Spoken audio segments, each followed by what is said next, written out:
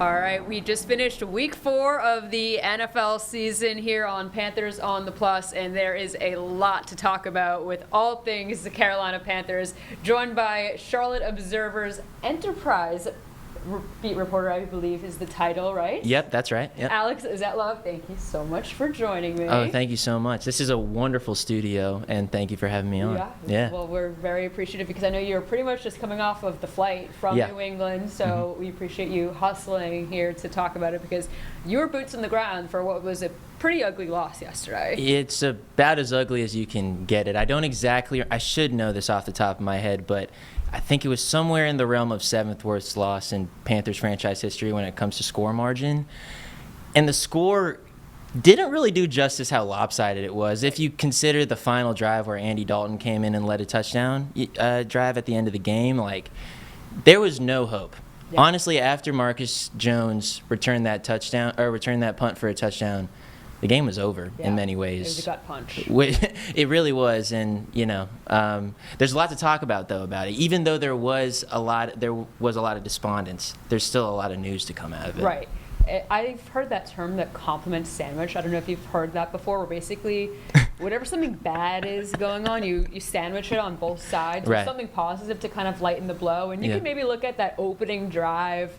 Everyone was feeling pretty confident about what the Panthers were doing. Maybe they turned a corner coming off of some confidence from the last week, driving down that touchdown to Tommy Tremble. Then a whole lot of bad, and then kind of a garbage time touchdown for the end of that sandwich. But that doesn't really tell the picture of the game. Well, it was so weird, Danielle. Bryce Young completes his first 6 passes. Chuba Hubbard was running really well. The line was getting so much yardage. They were dominating the line of scrimmage. Right. Dave Canales was calling the plays well. I mean, he would go run, and then it would be a play-action boot that had Tommy Tremble wide open in the flat. There were just so many things that were happening. Bryce was playing out in space, which is exactly what you want. And I literally remember turning to Scott Fowler, my colleague who was in the press box, and I was like, "Oh, Dave's got it dialed. Yeah. This is the Panthers' day. This is going to be one of the first times, I think the first time in Dave Canales' career as a head coach where they're going to string wins together." And then this is what we're going to talk about, but I don't know what happened. Right. I truly don't know what happened because you go up 6-0, and then you even still move the ball a little bit okay on the second drive, and then just it all falls apart with with a third down play where it was 3rd and long and you hand it off weirdly. Couple weird 4th down decision making as well. T-Mac doesn't catch the ball on a wide open crossing route. Bryce we'll go deeper into this, but Bryce doesn't play like himself. He's not this creative guy. He doesn't turn the ball over, which is great, but he doesn't play in a way that leaves any space for his magic. Right. And he was a dazzling quarterback at Alabama, and that's when he's at his best. When he's at his best is when he's creative and he's outside and he's running and he's smiling and he's doing these things where he's throwing the ball and he's turning away for the camera like Steph Curry, and he wasn't doing any of that. Instead, he was throwing the helmet again. Yeah, So. but I've rewatched the game this morning. I don't know what happened, truly. So. Let's dive a little bit deeper into Bryce because we were just talking about a pretty interesting thing between, of course, no turnovers, but a turnover-free game is, as you said, not mistake-free football. How much do you kind of put on Bryce at this point in the season, and maybe looking more micro level to that Patriots game in particular on some of the offensive trouble? Of course, receiving core was way depleted. We're seeing, Demo getting injured on the first play of the game. Brutal. Which was really too bad because it was good to see him getting that opportunity again with Bryce. We're watching this Leggett saga unfolding a little bit still. There were some questions about T-Mac's availability throughout the week. Jimmy Horn's still off to the side, but we know that could be changing for this upcoming week. So, obviously Bryce can only do with what he has in front of him too. Absolutely. It's interesting, and when you lay it all out like that, and you say, Alex, you're being kind of harsh on Bryce. I understand what you mean when it comes to, okay, there's a point in the second half where the 3 receivers that Bryce Young had were Hunter Renfrow, Teteroa McMillan, and Bryson Tremaine. And if you're going into the season thinking that that's going to be your trio of wide receivers, you're like, wait, what the heck just happened? Because like we were talking about off air, the Panthers were supposed to be have the spoil of riches at the wide receiver 7 spot. at least. Yeah, and Bryson Tremaine wasn't even a part of that. Right. He was just he was like this guy who had an outside shot to make the team, but his special teams prowess and all these other things kind of got him onto the team. And Jalen and Hunter was supposed to be off the team, and then Jalen Coker got hurt, and now he gets on. So all these things happen, but still there was supposed to be immense depth. Right. And there wasn't. Talking about Bryce Young's day, there were so many times when he dirted the ball. Right. There were so many times when he had an opportunity to shake a defensive end or a pass rusher, and instead he just threw the ball away. The way I wrote it this morning was there were surrenders instead of risks being taken. And what do you get when you play risk-averse football? You could get a 30-0 win against the Falcons if special teams is perfect and defense causes turnovers or even scores. Right. All three phases were making errors in this game. And Yeah. Dave Canales today, after he got back from New England, spoke once again to the media, and he was asked pretty point blank if he thinks there's going to be any sort of organizational or personnel changes, and I believe we have Dave talking about that right now. We're looking at all that. We're trying to figure out, to make decisions on who can help the team right now. So that's kind of the spirit of the day is to dive into those things and see if there's a way that we can, help our team. We're still gathering information right now about who we are, who we can play with, and what schemes are working for us. And as we continue to build off of those, right now, just sticking to the core concepts of what we're doing. So I don't anticipate any changes.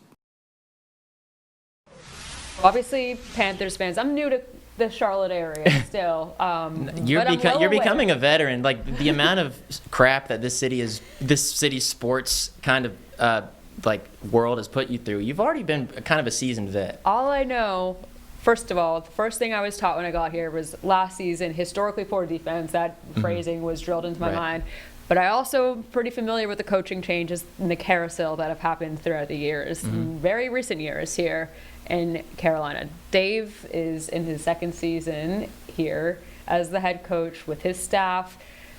There's been some questions on maybe if he should be play calling, if there should be some changes in terms of personnel at the organizational level. What are your thoughts and what you kind of made of him talking about that aspect today?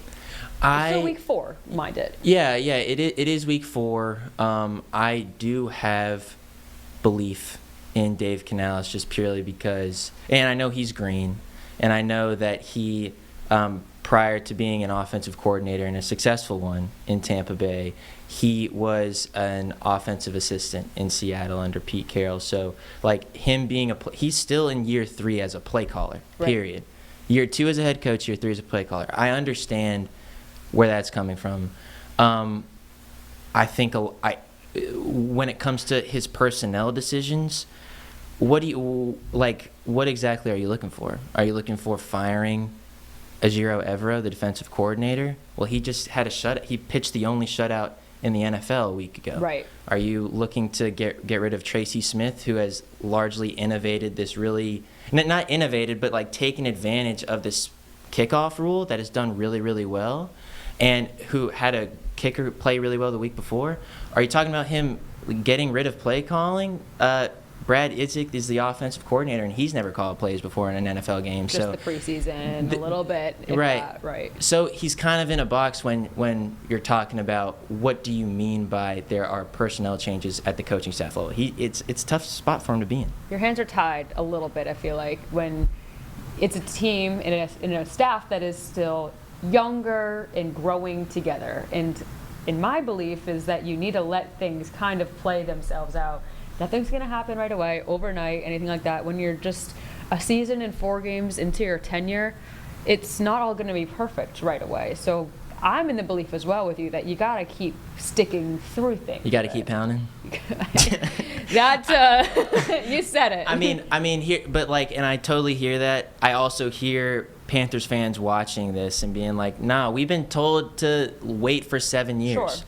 We've been told that playoff expectations are too high for 7 years. Heck, a winning season is too much for 7 years. And I totally understand that. The only issue is like where there is to go right now is like if we're talking about this season in particular, I think it would have to be a player-based thing, or you would have to shake something up, I don't know, schematically, or something drastic in that front. I don't see how firing a coordinator would do any real good. 100%. So we're going to take a quick pause, but we have more to talk about, and specifically with Dave, and maybe some of the accountability that he's holding himself to at this point in the season.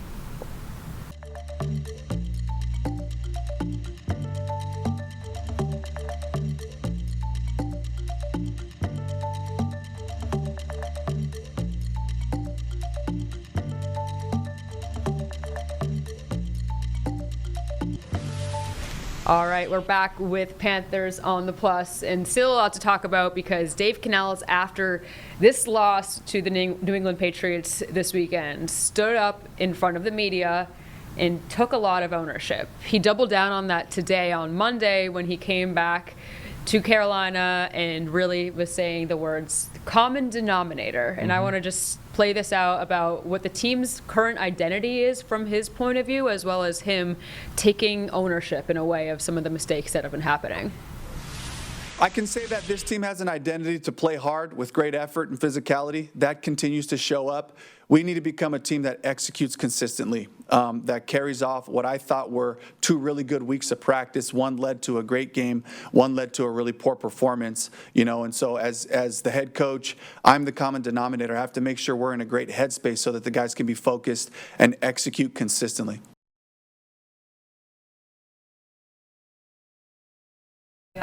I'm not a Swiftie by any means, but I keep thinking of the... Wait, you're not a Swiftie? No, Okay, we need to litigate this right now. I support her. I wouldn't call myself a Swiftie, got but I keep thinking of it's me, hi, I'm the problem. It's me when I hear him keep saying, I'm the problem, I'm the common denominator. What do you make of that phrase coming from the head coach of an NFL team? I understand what he means by that. What he means by that is the offense was bad, the special teams was bad, and the defense was bad. There is no person to truly blame besides him, because he is ultimately the CEO of all 3 of those, just by job description. Sure. What do I make of it? Well, okay, so he says that, and he says words that feel really good if you're a fan. Or they don't feel good, but they're understandable if you're a fan. He says the loss was not acceptable. He said this was not enough. This was not good enough. Mm-hmm. He said, I am the common denominator. All these things feel like he's taking accountability. And then you ask him, well, what needed to change, essentially? And he says, we just need to execute. Right.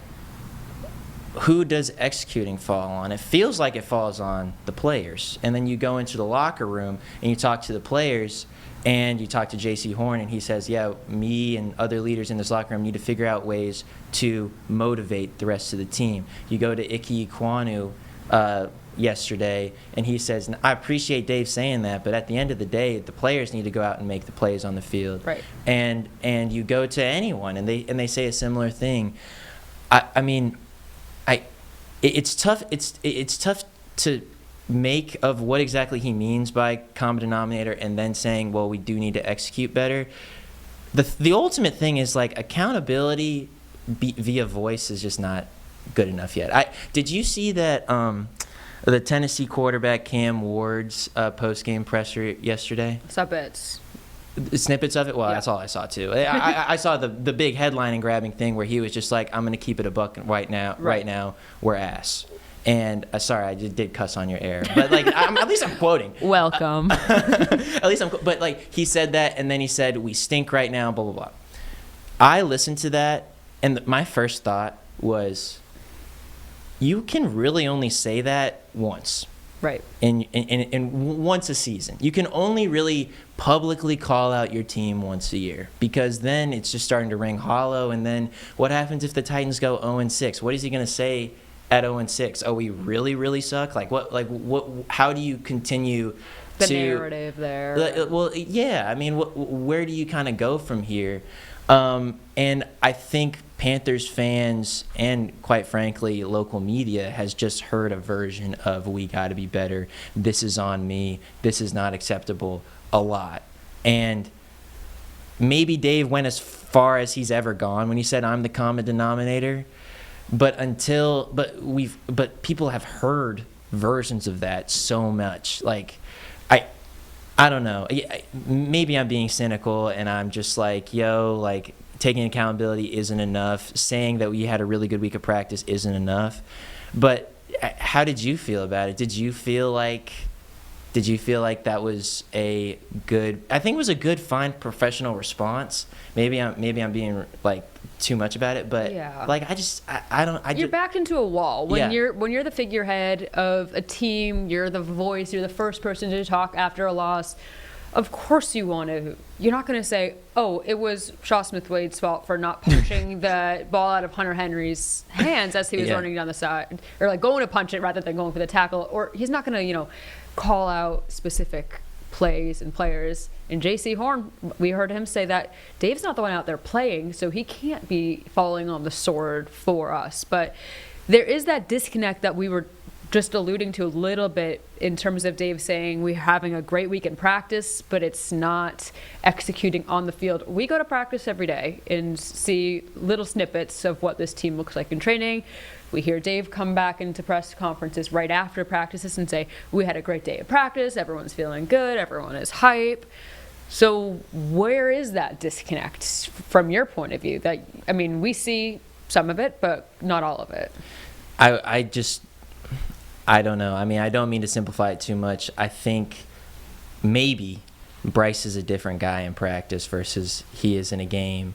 Even when he was benched last year, you talk to Adam Thielen, you talk to any receiver out there, they were like, "Oh, Bryce was slinging it today." Right. "Oh, Bryce was running all over the first team defense," which, the first team defense was quite bad last year, so maybe that wasn't the greatest barometer, but like he was doing all these things in practice. Right. And then the game comes and he can work the opening script beautifully. And like against the Cardinals, he can just like will this wonderful comeback back, but he just can't do it consistently. And the name of the game in the NFL is consistency. If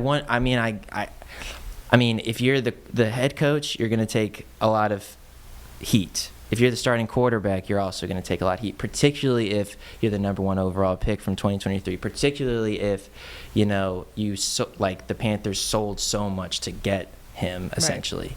Right. Like, I think that's got to be a big reason why, truly. But you can look elsewhere as well. I mean, the team does have legitimate injuries on the offensive line. You can say that. Robert Hunt, a Pro Bowler last year, is on the IR. The starting center is on IR as well with a knee injury. Although I will say Cade Mays did look pretty good upon. Solid. Yeah, and I think the snaps were clean.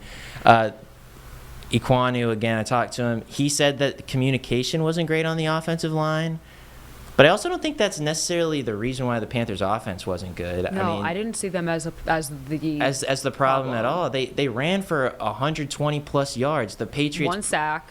Only one sack. The Patriots previously had given up 60 yards, 50 yards, and like 40 yards against... or allowed those many rushing yards in total. The Panthers blew away the Patriots when it comes to their rush defense in comparison to the other opponents they had.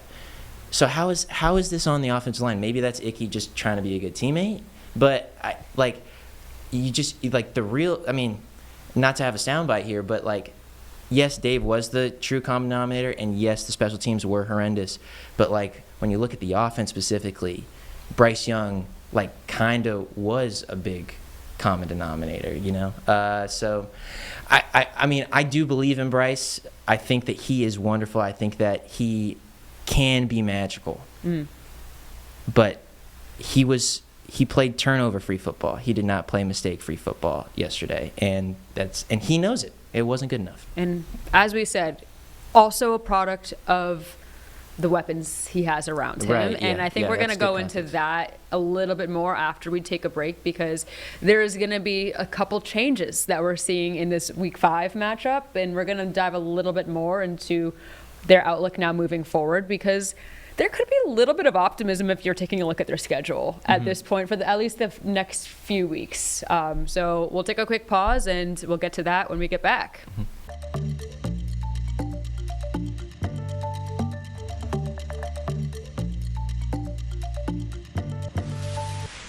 All right, a lot of Panthers fans and a lot of Colorado Buffs fans out there might be pretty happy with what Dave Canales said today.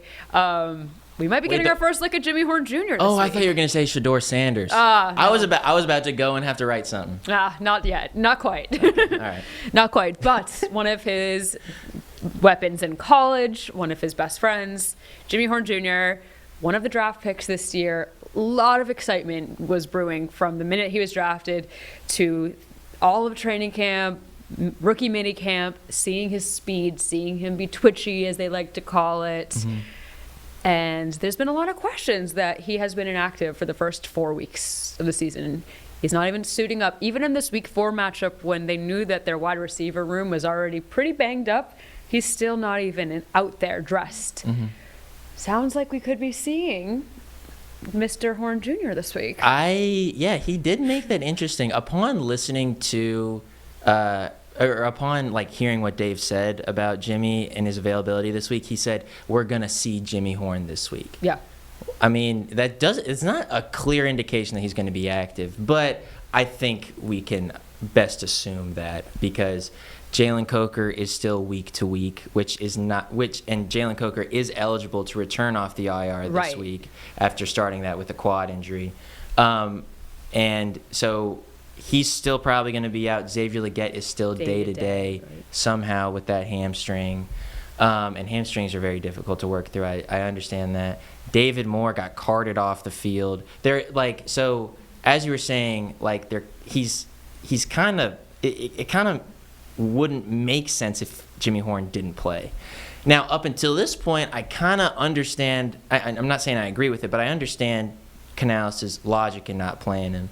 He doesn't have special teams, real special teams use. If you want to have Trevor Etienne catch the punts and the kickoffs, if you want to have Rico Dowdle back there in the kickoffs to get him more involved, because Chuba's running the show in the backfield, and if you want to do all that, then Jimmy Horn just isn't just going to be a gunner on the punt team. Like his special teams value is returning. Right. And so if you're already going to have Trevor Etienne in returning situations and David Moore in safe catching punt situations, there's no real need for him, particularly when you got Bryson Tremaine, who serves a big role on special teams, particularly when you have DeLavon Campbell, who has done a pretty good job.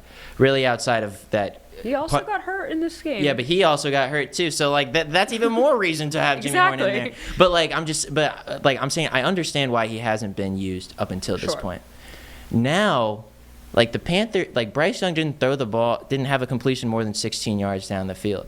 That should be Jimmy Horn's specialty with the speed. So hopefully he can kind of spawn some hope. But also, he is a 6th-round pick. He is Jaden Crumity of 2024. He came in with a lot more hype because he was this explosive, really guy with great tools and his prime's guy. Oh, and if you're coming from Colorado, you're gonna know of these players because Prime does such a great job of marketing them, which is truly awesome. It's awesome. But from at OTAs and playing in rookie minicamp, he was doing great. Because there weren't pads on, because he was running against air, and you're like, wow, he's that fast? Oh, wow, he has that good of hands? But, when you actually consider all of the makings of NFL football, I kind of get it. All this said, and I know I'm rambling, I'm very happy he's out there. Because there's something new to write about. There's something new to be interested in on a game day. And who knows, maybe he's this X factor that not many people outside of the Carolinas are caring for. And if anything, it'll get that conversation off of social media of people clamoring to see him. Yeah. Because that floods my social media feeds every time I see a game is, where's Jimmy? Why is he inactive again? But another rookie receiver, T-Mac. He once again led in receiving yards. 64, I believe, is what he had total. Another impressive game. A couple misses with a misconnection between him and Bryce. He was asked actually today about if there's a bit of a chemistry change between him and Bryce. Did you hear that conversation? He said it is like no chemistry has disappeared. Right. I tend to agree. I mean, when your quarterback struggles, your top receiver struggles. That's kind of how it goes. T-Mac still hasn't gotten into the end zone, which I'm kind of surprised by. He's had a couple chances. Has had a couple chances. He's known to be this like 50-50 ball magician. I've been referencing Magic a lot today, by the way. Like, what's gotten into me? What other time did you reference Magic? I feel like I talked about Magic when it comes to Bryce Young a lot today. But, okay, yes, you did. But like he's known to be able to, and we haven't really seen that. Right. We've kind of just seen him like getting schemed open, and guess what? When the ball comes to him, he can make the play. He's strong. He has a decent yard after catch as well. But just when we're talking about this Panthers offense, and I'm sorry for constantly saying it, it runs through Bryce Young, and the offensive line was fine. The running game was fine. Yes, they didn't catch the ball, but I don't think there were enough chances taken, truly. And when you don't take a lot of chances, guys like T-Mac aren't going to be as, prolific and valuable and all these things. So right. I think that has something to do with it. So super fast, we're going to just wrap it up here, but next up is going to be the Dolphins. They have a barn burner tonight with the New York Jets, who they're also seeing in 3 weeks, I believe. They'll see the Cowboys, then they'll see the Jets. There's some opportunities. Would you say that, yes or no, in this upcoming week? Maybe they're not. These are maybe some bottom teams in the NFL, but the Panthers are kind of right alongside with them at this point. I predicted, I'm not afraid to say it, I predicted the Panthers would go 8-9 this year. I don't know how. I don't know why I did such a thing. So, yeah, this was a part of the schedule where I was like, this is really optimal for them. Right. And they are 1-3. They could do it, though. But you're right, they could. And if they do, then something did change inside that building. But it's Monday after a really, really bad loss against what seemed to be a really winnable team. So it doesn't feel authentic of me to say, yeah, they could really pull off like a win streak now, at least right now. But who knows? Hey, maybe I get some coffee in me. I have I eat my favorite hibachi dinner tonight, and I'm like, you know what, the Panthers enjoy your Monday Night Football doubleheader. Absolutely. Yeah, who knows? All right, that is Panthers on the Plus. Alex, thank you so much for joining. Thank you so much. This was great. Awesome.